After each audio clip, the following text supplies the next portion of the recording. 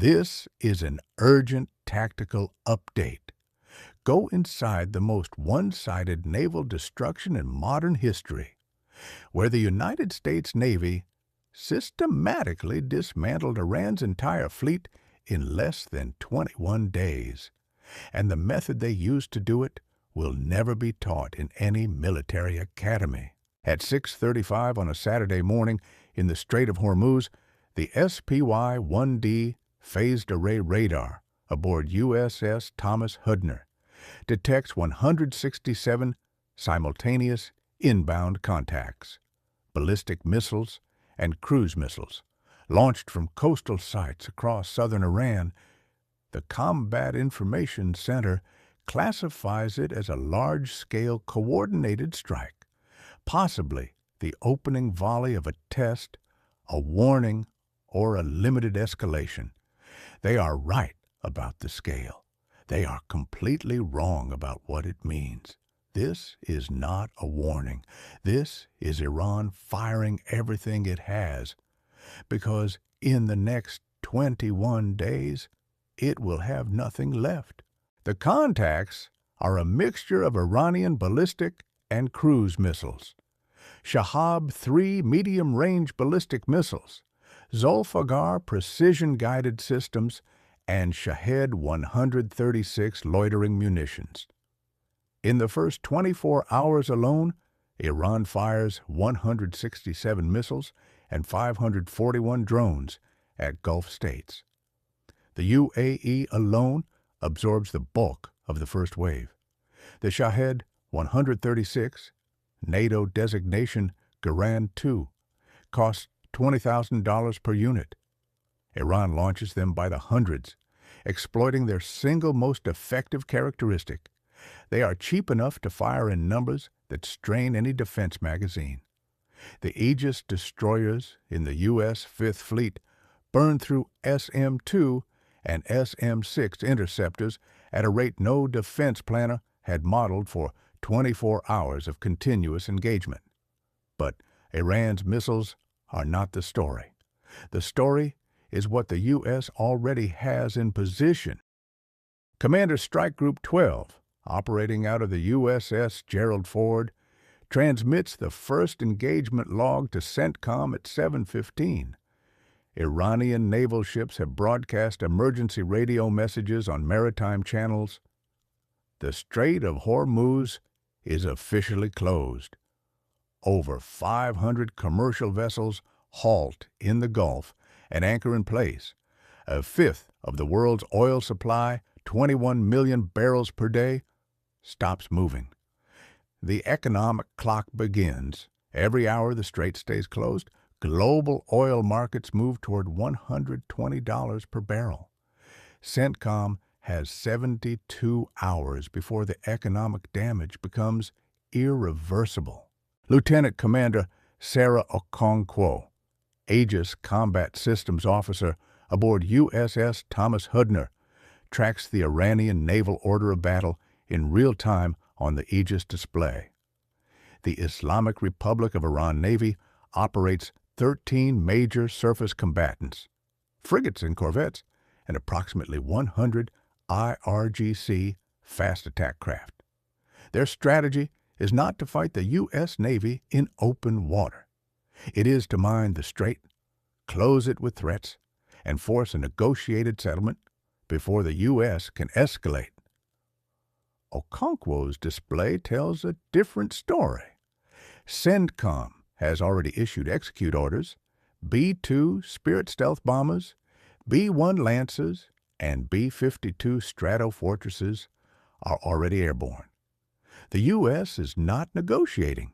At 6:45 the previous morning, the Israeli Air Force had executed decapitation strikes on Tehran. Supreme Leader Ali Khamenei was killed. By 9 o'clock on March 1st, U.S. warships begin firing Tomahawk cruise missiles into southern Iran, confirmed by the chairman of the Joint Chiefs during a Pentagon briefing on March 2nd. The targets are Iran's coastal missile batteries, its radar networks, its command and control nodes, and its naval facilities At Bandar Abbas, the U.S. military simultaneously deploys A-10 Warthogs and Apache attack helicopters against IRGC fast attack boats attempting to mine the Strait of Hormuz. Each fast attack boat carries mines and rocket-propelled grenades. None of them survived the first day. CENTCOM announces the first major naval kill, a Jamaran-class Iranian corvette. Hull displacement of 1,500 tons, main armament 4 C-802 anti-ship missiles, is sunk at its berth in Chabahar Pier during a precision strike. By the end of Day 2, 9 Iranian warships are confirmed destroyed. President Trump addresses the nation. The U.S. military has destroyed 9 Iranian ships. He orders the rest of Iran's navy dismantled. CENTCOM issues the execute order for Phase 2 of Operation Epic Fury. Total naval suppression. Every Iranian warship still afloat is now a designated target. The IRGC makes its most aggressive move.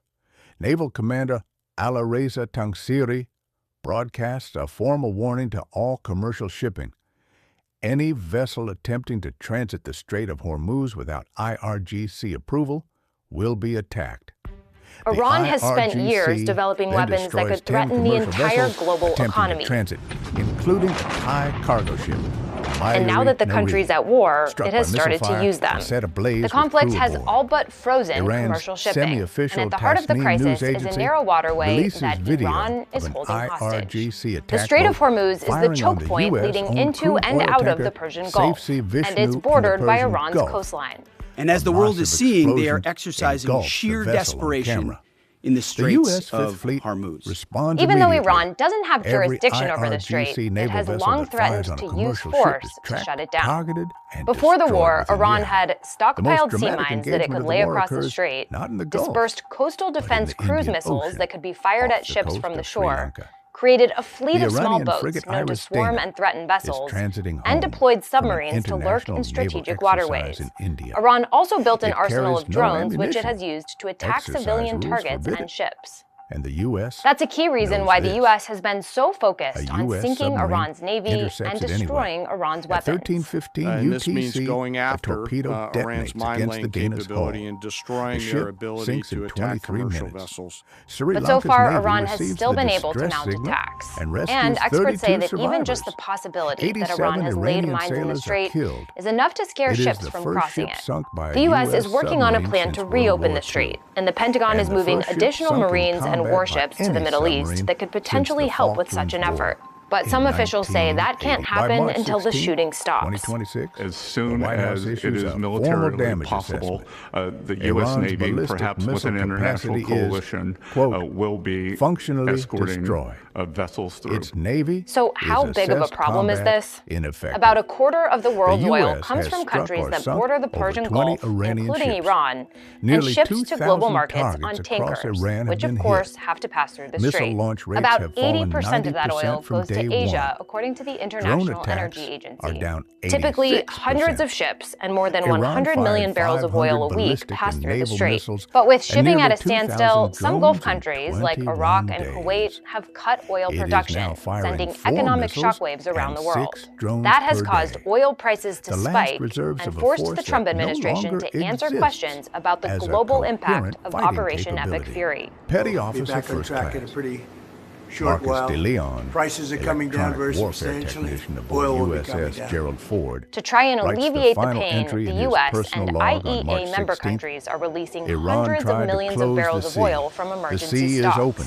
We're going through the a short-term UN Security Council but it's passes a resolution this Iranian demanding threat Iran that's cease attacks festered and on grown maritime routes, for 47 years. co-sponsored by 135 here's the thing. No one knows countries. how long that disruption will last. The Strait of Hormuz and Iran has reopens pledged to commercial keep traffic fighting. at 6 o'clock Tehran on is March trying to cause 17th. as much global pain as it First can to tanker both through pressure flies and a punish Marshall the Islands U.S. flag and its allies. carries 2 The regime, of million course, barrels wants the of attacks Saudi to crude. stop. It wants its Iran neighbors, fired which host 500 U.S. missiles bases, and to kick 2,000 the U.S. drones in military out of the 21 days region. And lost And it also its wants entire compensation for the damage that has been caused by the war. 13 They really service are members and a 1 nation of refueling terror and aircraft hate. in Iraq. No U.S. warship paying was a big sunk. price right No now. U.S. carrier President Trump was has hit. shown no signs of backing down and says the U.S. military campaign will continue. It is the result of 80 years of naval dominance that no missile swarm, no matter how large, has ever broken. And in March 2026, Iran learned that lesson for the last time.